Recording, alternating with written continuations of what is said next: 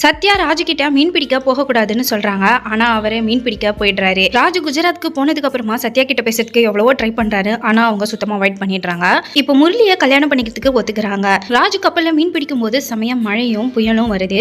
அப்போ ஒரு சின்ன படக ஒரு பெரிய படகு வந்து இடிச்சிடுது. அதுல இருக்க மக்கள் எல்லாம் காப்பாத்துறாரு. ராஜு போன கப்பல் பாகிஸ்தான் பார்டரை தாண்டி இருக்கும். அதனால இப்ப இவங்க எல்லாரையுமே தீவிரவாதின்னு சொல்லி அரெஸ்ட் பண்ணிடுறாங்க. ராஜு காப்பாத்தின ஆட்களும் பாகிஸ்தானை சேர்ந்தவங்க தான். ராஜுவோட சேர்ந்த 22 பேர் அரெஸ்ட் ஆன விஷயம் இந்தியால இருக்கவங்களுக்கு தெரியுது. ஒரு ரவுடி இவங்க எல்லாரும் இந்தியாவை சேர்ந்தவங்கன்னு தெரிஞ்சதும் யாருக்கு இங்க வந்தே மாதிரம் பாட தெரியும்னு கேட்கிறாரு. அதுல ஒரு சின்ன பையன் எனக்கு தெரியும் சொல்றான். அவனை பாட சொல்லிட்டு எழுத்துல ஹிந்துஸ்தானின்னு எழுதி அது மேல யூரின் போறான். இதை பார்த்து ஹீரோ கோவப்பட்டு தண்ணி எடுத்து ஊத்திடுறான். அங்க வர ஆபீசரும் ரவுடி அப்படிதான் இருப்பான், நீ தான் அட்ஜஸ்ட் பண்ணி போகணும்னு ராஜு கிட்ட சொல்றாங்க. ஜெயில இருக்க 22 பேர் ஃபேமிலியும் அவங்களுக்கு லெட்டர் எழுதுறாங்க. சத்யா எதுவும் எழுதிருக்க மாட்டாங்க, ஒரு சொட்டு கண்ணீர் இருக்கும். அது போதும் அவ காதல தெரிஞ்சுக்கிறதுக்குன்னு நினைக்கிறாரு. 22 பேரை ரிலீஸ் பண்ண சொல்லி மினிஸ்டர் கிட்ட மனு கொடுக்குறாங்க. சத்யா முரளி கூட குஜராத்துக்கு போறாங்க. ஃபேமிலிஸ் எல்லாம் கஷ்டப்படுறாங்க. பேலன்ஸ் சம்பள காசு கேட்கறாங்க. முதலாளி தரமாட்டேன்னு சொல்றாரு. அங்க இருக்க எல்லாரும் கூட சேர்ந்து ஸ்ட்ரைக் பண்ணி வாங்கி தராங்க. இவங்களை ரிலீஸ் பண்ற டைம்ல இந்தியால ஆர்டிகல் 360 வந்திருக்கும். அதனால இவங்களை ரிலீஸ் பண்ண மாட்டாங்க.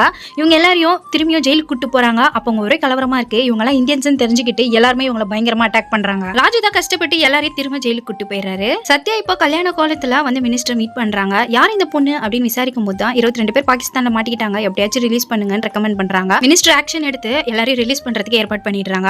இவங்களோட ஐடியா வெரிஃபை பண்ணிட்டு தான் அனுப்புவாங்க. 22 பேர் ஐடி வெரிஃபை ஆயிடும். ஒருத்தருக்கு மட்டும் மிஸ் ஆயிடும். அவர் அனுப்ப மாட்டாங்க. அந்த ஒருத்தர் இல்லாம நான் திரும்ப போக மாட்டேன்னு ராஜு சொல்றாரு. நீ கண்டிப்பா இந்தியாவுக்கு போய் தான் ஆகணும், ஏன்னா நாளைக்கு சத்யாவோட கல்யாணம் அப்படின்னு அவங்க இன்விடேஷனை காட்டுறாரு. இதை பார்த்து ராஜு ரொம்ப ஷாக் ஆகிறாரு.